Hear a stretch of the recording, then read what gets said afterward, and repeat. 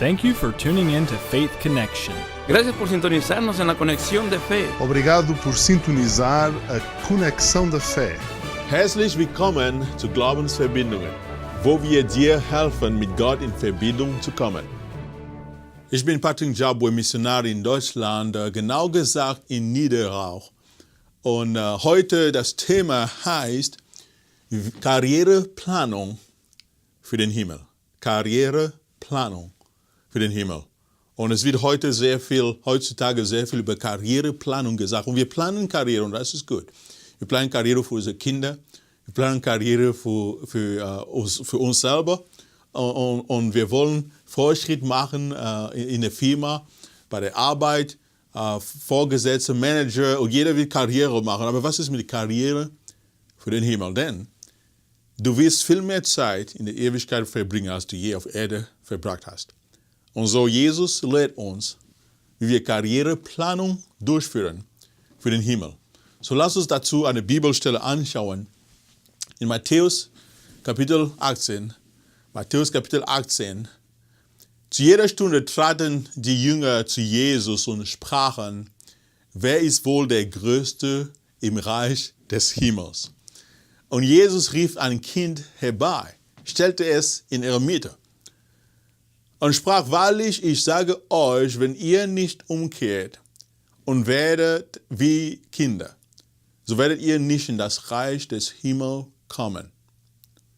So Jesus hier, das ist ein sehr wichtiger Text. Und Jesus erklärt hier, wie wir Karriereplanung machen für den Himmel.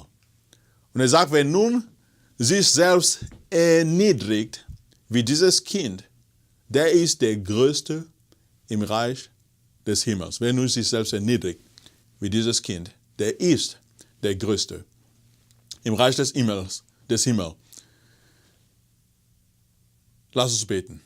Herr Jesus, wir danken dir für diese Zeit. Wir danken dir für dein Wort. Wir danken dir, dass du so viele Themen ansprichst in deinem Wort. Was passiert nach dem Tod, wie wir gerettet werden, wie wir belohnt werden und jetzt hier, wie wir Karriere planen für den Himmel. Wenn wir einmal wissen, wir gehen in den Himmel, wie wir unser Einzug in diese wunderbare Stadt, die neue Jerusalem, anplanen. Ich bete, dass du zu uns redest. Im Namen Jesus habe ich gebetet. Amen. Wie man Karriere plant für den Himmel.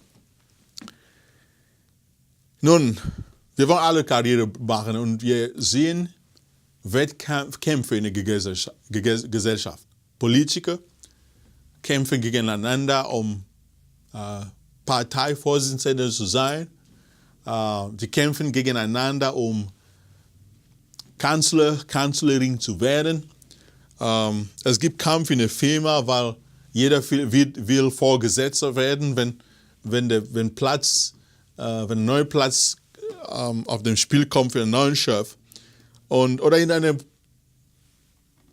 Fußballmannschaft. Jeder will Kapitän sein. Und wir haben eine Anstrengung, wir haben einen Anreiz, wir haben etwas in uns, der uns immer schiebt. Wir wollen nach vorne gehen, Fortschritte machen. Wir wollen Karriere machen. Wir wollen Fortschritt erkennen in unser Leben. Wir wollen nicht immer an dem gleichen Ort sein, nicht immer das Gleiche tun, sondern wir wollen besser sein, besser werden. Und so ist es auch mit dem Himmel. Und Jesus sagt uns, es gibt einen Weg. Und Gott hat das in Menschen gelegt. Er reizt uns an hier. Und er sagt, ja, das kann man Karriere planen für den Himmel. Auch wenn wir noch auf Erden sind. Denn, wie gesagt, wir werden viel mehr Zeit in den Himmel verbringen, als wir jemals auf Erde verbracht haben. Es ist eine Zeit ohne Ende. Wir sind sogar außerhalb der Zeit. So ein paar Erkenntnisse aus diesem Text wollen wir in dieser Stunde betrachten. Erstmal, wir beobachten erstmal, dass Jesus scheint erstmal die Frage nicht zu beantworten. Denn die Jünger haben gefragt, wer ist wohl der Größte im Reich Gottes? Das war die Frage. Dann lass uns mal die Antwort von Jesus anschauen. Jesus antwortet erstmal und sagt, wenn ihr nicht umkehrt und werdet wie die Kinder, so werdet ihr nicht in das Reich Gottes kommen. Die Frage war nicht, wie kommen wir in das Reich Gottes? Die Frage war, wie wird man groß in das Reich Gottes? Wie machen wir Karriere? Wie kriegen wir die besten Plätze im Reich Gottes? Und Jesus erstmal antwortet nicht diese Frage, sondern er antwortet eine andere Frage, die niemand gestellt hat. Er antwortet diese Frage, wie man in das Reich Gottes kommt. Wie kommt man in das Reich Gottes? Aber die Frage war, wie wird man groß in das Reich Gottes? Und Jesus sagt, wenn ihr nicht umkehrt und werdet wie die Kinder. So, wir stellen erstmal fest, dass Jesus die Frage nicht direkt antwortet. Zumindest es scheint so, als würde er nicht direkt die Frage beantworten. Zweitens, wir stellen auch fest in diesem Text, dass Einzug und Wachstum in den Himmel ist durch das gleiche Prozess. Einzug und Wachstum in den Himmel ist durch das gleiche Prozess. Lass uns noch mal schauen, Vers 3. Jesus sagt, wenn ihr nicht umkehrt und werdet wie die Kinder. Wir sind denn Kinder. Wir sind denn Kinder. So werdet ihr nicht in das Reich des Himmels kommen. Und Jesus sagt dadurch, so werdet ihr nicht in das Reich Gottes einziehen. Er sagt, ihr sollt werden wie Kinder. Das ist die Antwort von Jesus. Und wenn ihr, um in das Reich Gottes zu kommen, ihr sollt wie Kinder werden. Aber dann sagt er in Vers 4, wenn nun sich selbst erniedrigt, wie dieses Kind. Siehst du, Jesus hat ein Kind zu sich genommen, wo die Apostel, die Jünger, diese Frage gestellt hat. Er hat ein Kind zu sich genommen. Und er hat gesagt, wenn ihr nicht umkehrt und werdet wie Kinder, so könnt ihr nicht in das Reich Gottes einziehen. Ihr könnt da nicht reinkommen. Und dann sagt er, wenn nun sich selbst erniedrigt, wie dieses Kind. Es ist das Gleiche. Er zeigt uns hier, dass der Prozess, durch den man Karriere macht in den Himmel, ist der gleiche, mit dem man einzieht in den Himmel. So, wenn du weißt, wie man in den Himmel einzieht, dann weißt du, wie man Karriere macht in den Himmel. Das ist das Gleiche. So wie man reinkommt, so wächst man darin auf. Das ist das gleiche Prozess. Und das kennen wir aus der Aussage Jesu Christi. Nun, wir stellen auch fest, dass es ist natürlich für Kinder, sich zu erniedrigen. Wenn der Herr sagt, wer nun sich selbst erniedrigt wie dieses Kind. Er hat nicht das Kind befragt. Und du weißt selber, Kinder sind nicht so groß, sie sind klein. Die sind nicht stark, sondern sie sind schwach. Die sind nicht klug, sondern ja, meistens sind sie dumm. Denn die haben noch nicht gelernt. Kinder sind nicht mächtig, sie sind schwach. Und so, es ist natürlich, dass für Kinder sich zu erniedrigen, sich klein zu machen. Denn sie haben keine Erfahrung, sie haben keine Weisheit, sie haben keine Macht, sie haben keine Kraft. Die sind schwächer als fast jeder andere Mensch. Und so ist es natürlich für Kinder, sich zu erniedrigen. So stellen wir fest, aus diesem Text erstmal, dass Jesus scheint, die Frage nicht direkt zu beantworten. Zumindest sieht es so aus. Zweitens, dass Jesus uns zeigt, dass so wie man einzieht in den Himmel, so wächst man auch auf in den Himmel.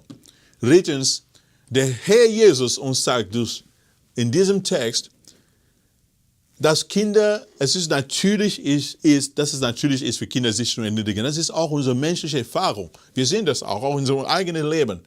Es ist nur, als wenn wir mehr lernen und mehr Kenntnis haben, dass das Selbstbewusstsein reinkommt in uns, dass wir selbstbewusst werden. Denn wir haben Fähigkeiten, wir haben Kenntnis. Aber beim kleinen Kind ist es nicht so. Die sind schwach. Die brauchen Hilfe. Also sind sie natürlich erniedrigen sie sich.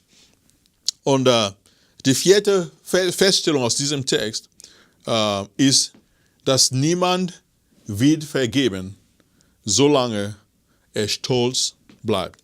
Niemand wird vergeben, solange er stolz bleibt. Nun, Jesus sagt, wer sich nicht erniedrigt. Er betont, dass die Bedingung, um in das Reich Gottes zu kommen, ist, wie ein kleines Kind zu werden. Dass man sich erniedrigt. Und niemand kann ins Reich Gottes kommen, es sei denn, seine Sünde sind vergeben. Denn die Bibel sagt in Römer Kapitel 3, Vers 23, denn alle haben gesündigt und den Mangel der Herrlichkeit Gottes. Die Bibel sagt uns, dass Gott heilig ist und dass der Himmel heilig ist. Und im Himmel wird keine Lüge, kein Lügner geben. Im Himmel wird kein Mörderer geben. In den Himmel wird kein Ungläubigen geben, denn Gott ist heilig und er muss die Sünde bestrafen. Er ist ein gerechter Richter. Und so, unsere einzige Hoffnung der Menschheit, unsere einzige Hoffnung ist, dass es einen Weg gibt, unsere Sünde zu vergeben, rein gewaschen zu werden von der Sünde, rein gewaschen zu werden von der Sünde, die uns anklebt, dass das Herz rein wird. Und die Bibel sagt, das Blut von Jesus Christus reinigt uns von unseren Sünden. Vergebung. Es sei denn, dass ein Mensch vergeben wird von seinen Sünden, so kommt er nicht in das Reich Gottes. Und die Schrift lehrt deutlich, dass Gott die Hoffärtigen, die sie nicht erniedrigen müssen, die werden nicht vergeben.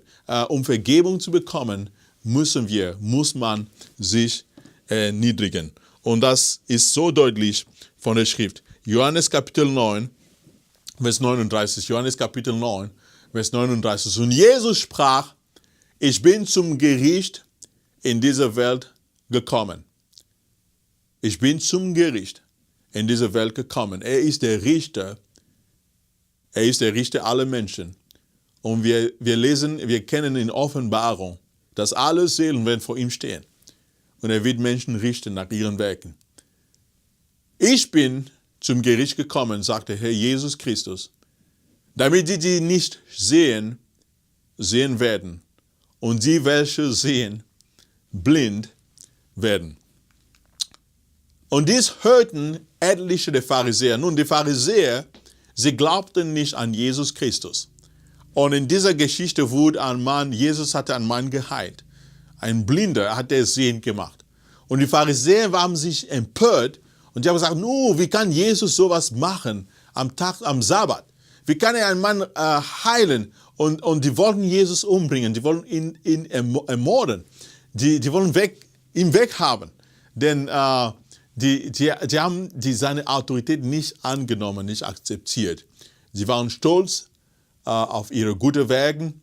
Sie waren stolz auf sich selber. Sie wollten angepriesen werden von Menschen.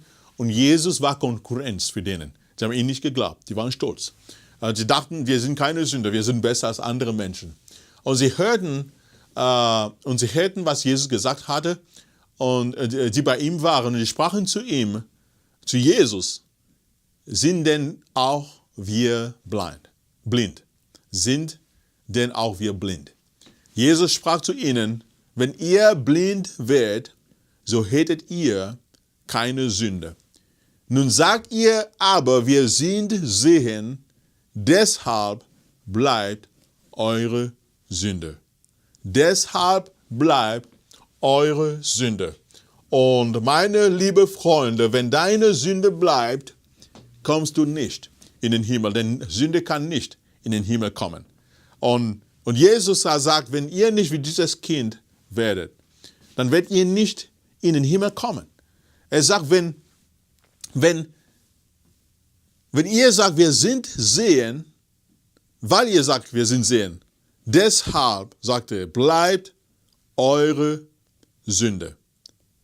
Und so, wir erkennen aus diesem Text, dass ein Mensch muss sich erniedrigen. Er muss seine Sünde bekennen. Er muss erkennen, dass er unrein ist. Man muss erkennen, dass man unrein ist. Und ohne diese Erkenntnis gibt es keine Vergebung. Ohne Vergebung gibt es keinen Einzug in den Himmel. So, wir stellen auch fest, wir haben festgestellt, dass niemand vergeben wird, solange er stolz bleibt. Und jetzt als nächstes stellen wir fest, dass wenn du groß sein willst in den Himmel, wenn deine Absicht, deine Sehnsucht ist, Karriere zu machen im Reich Gottes, dann musst du dich erniedrigen. Du musst das Gleiche machen, was du gemacht hast, um in das Reich Gottes zu kommen. Siehst du, um in den Himmel zu kommen, hast du erkannt, dass du Sünder bist. Du hast erkannt, dass du nicht in der Lage warst, aus eigener Kraft dich selbst zu reinigen. Du hast erkannt, dass du einen Erlöser brauchst. Du hast erkannt, dass du ein Blutopfer brauchst. Und Jesus Christus hast du geglaubt, dieses Blutopfer. Siehst du, du hast erkannt, dass du Hilfe brauchst, dass du schwach bist, dass du dich nicht selber retten kannst und deswegen einen Retter brauchst. Und Jesus sagt zu uns, wenn du Karriere machen willst in seinem Reich, musst du diese gleiche Gesinnung halten. Dich erniedrigen. Dich erniedrigen. Bleib schwach, ist das Motto. Um groß zu werden im Reich Gottes, musst du schwach bleiben. Du musst dich demütigen. Du musst dich erniedrigen. Du musst erkennen, ich bin nichts, Jesus ist alles. Nicht durch meine Kraft, durch seine Kraft. Und einer achtet der anderen besser als sich selbst. Und so, erniedrigen. Du musst dich erniedrigen in Anbetung. Erniedrigen in Anbetung. Du musst vor Gott kommen. Du musst Zeichen geben in deinem Leben, wo du vor Gott kommst und dich beugst und sagst, hey, du bist Gott in Himmel und Erde. Ich bin nur ein Mensch, ich bin Staub. Du bist heilig. Du bist Gott, du bist der Allmächtige. Erkennen, dass Gott groß ist. Erkennen, dass Gott mächtig ist. Erkennen, dass Gott der Erlöser ist. Du musst dich erniedrige dich in Anbetung. So wirst du groß im Himmel. Erkenne, dass Gott größer als dich ist, dass er größer ist.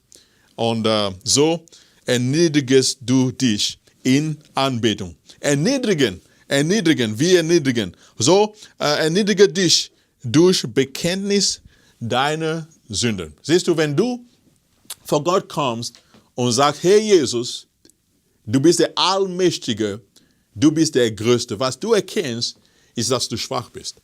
Das ist die Erniedrigung durch Anbetung. Aber wenn du kommst und sagst, hey, ich habe gesündigt, vielleicht habe ich gelogen, vielleicht war ich stolz in dieser Situation. Ich habe gestern zu meinen Eltern gesprochen, ohne Liebe.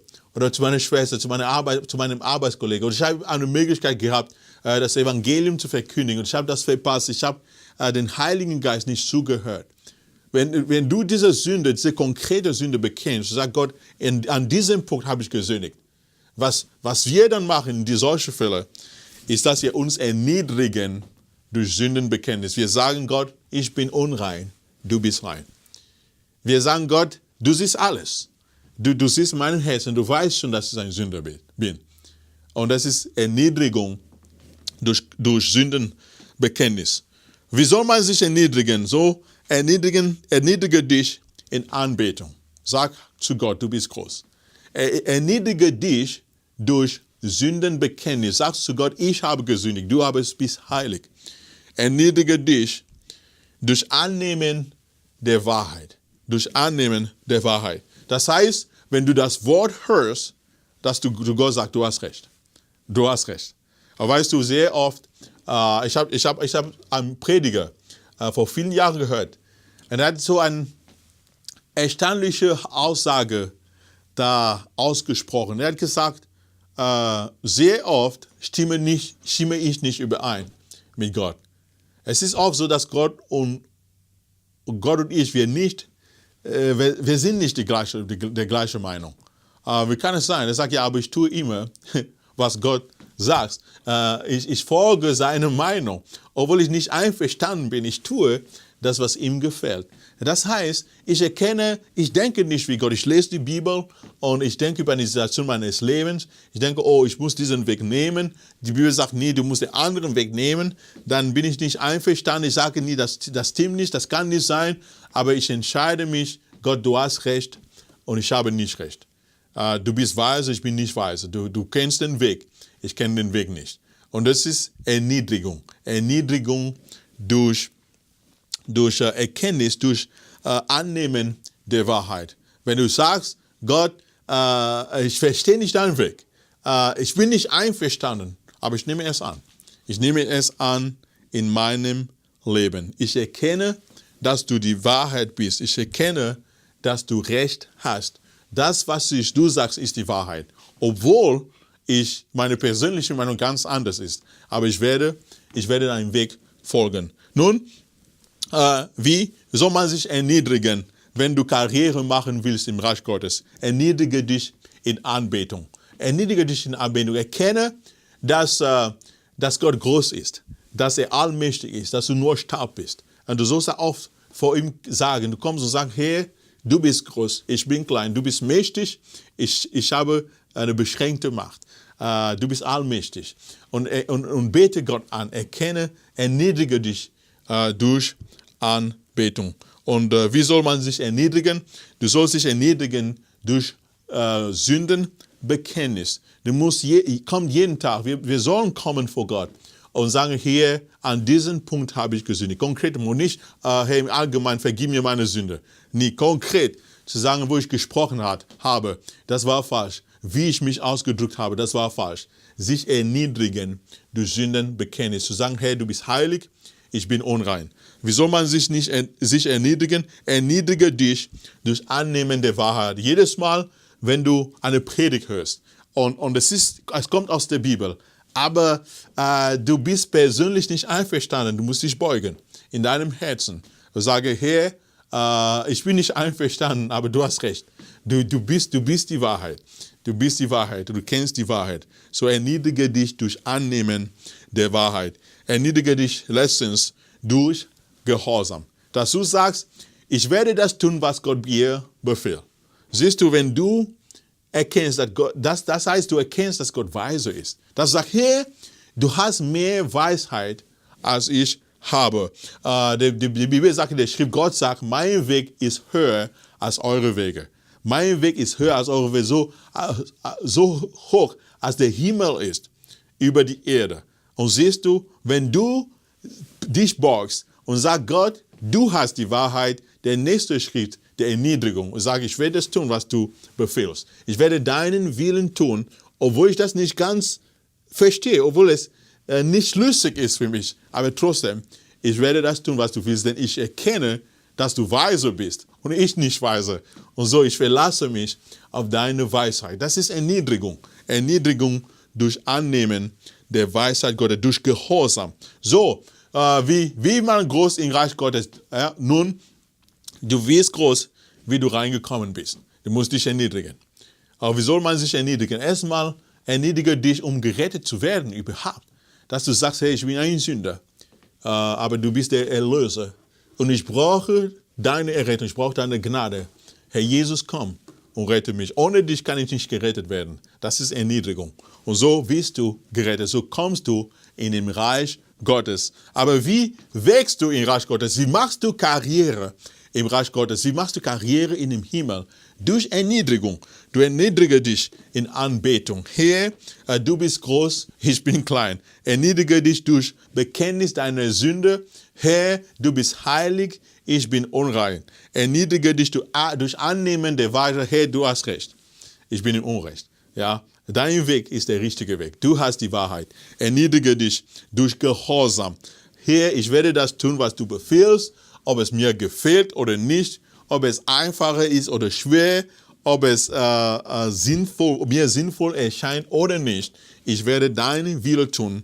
Ich werde gehorsam sein. Gehorsam. Erniedrigung durch Gehorsam. Nun, wir merken, wir stellen auch was anderes fest in diesem Text. Die nächste Feststellung, wir merken, dass groß zu sein bezieht sich auf den Himmel. Das ist so wichtig. Groß zu sein bezieht sich auf den Himmel. Lass uns mal Matthäus Kapitel 18, Vers 4. Der Herr sagt, wer nun sich selbst erniedrigt, wie dieses Kind, der ist der Größte im Reich der Himmel. Merke mit mir, dass Gott nicht sagt, der wird der Größte sein in der Firma. dass er nicht sagt, er wird der Größte sein in der Familie. Dass er nicht sagt, der wird der Größte sein im Geschäft, im Business. Dass er nicht sagt, er wird der Größte sein im Einkaufen oder der wird die meisten Freunde sein. Der wird der Größte sein in der Verwandtschaft. Oder der wird der Größte sein unter den Anlegern, wenn er Geldanleger ist. Oder wird der Größte sein auf der Erde. Sondern er wird der Größte im Reich der Himmel. Die Bibel sagt deutlich und lehrt deutlich, dass diese Welt verdammt ist durch die Sünde. Dass Gott diese Welt nicht retten kann. Gott kann die Welt nicht retten. Deswegen rettet er die Menschen in der Welt, nimmt uns dann aus der Welt durch die Entrückung, wenn Jesus zurückkommt und in den Himmel. Er wird sein Volk rausnehmen aus der Erde. Dann wird er kommen, Jesus Christus, und er wird der Herrscher sein über die ganze Erde für 1000 Jahre. Und das erste Mal in der Weltgeschichte wird es Frieden geben unter allen Völkern. Und Jesus wird herrschen, aber nach 7 Jahren wird es einen Krieg geben. Und Gott wird kommen und Jesus wird die ganze Welt vernichten. Die Bibel sagt, diese Welt, wie sie steht, wird verbrennen. Er wird verbrennen, wie das Papier verbrennt im Feuer. Diese ganze Welt wird vernichtet. Und Gott hat eine neue Erde und einen neuen Himmel erschaffen, wo es Gerechtigkeit gibt, wo es Wahrheit gibt, wo es Hoffnung, kein Tod.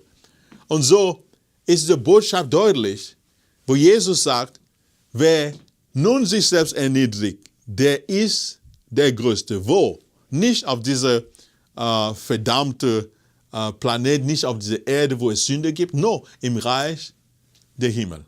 Im Reich der Himmel. Er sagt, trachtet zuerst, sagt Jesus Christus, nach dem Reich Gottes, nach seiner Gerechtigkeit, im Reich des Himmels. Oh, vielleicht hast du schon gehört, es gibt so viele Prediger und Leute, die sagen, oh, ja, wenn du an Jesus glaubst, wenn du ihn dienst, du wirst ein Millionär werden, du wirst Erfolg haben bei der Firma. Okay, vielleicht hast du, vielleicht nicht. Vielleicht kriegst du Verfolgung.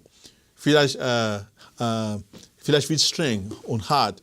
Und vielleicht Gott ermöglicht, dass du reinkommst und du willst über deinen Glauben reden und du bist verfolgt. Viele Christen werden verfolgt. Aber es gibt einen Weg, größer zu sein, in dieser Welt, die nie vernichtet sein wird. In den Himmel, sagt Jesus. Und Jesus sagt, diese Welt wird zu Ende gehen, dein Leben hier wird zu Ende gehen. Aber es gibt einen Weg, um Karriere zu machen in dieser Welt, die nie zu Ende geht. Und das ist, dass du dich verhältst, wie du dich verhalten hast, als du gerettet wurdest, dass du dich erniedrigst. Herzlich willkommen zu Glaubensverbindungen, wo wir dir helfen, mit Gott in Verbindung zu kommen.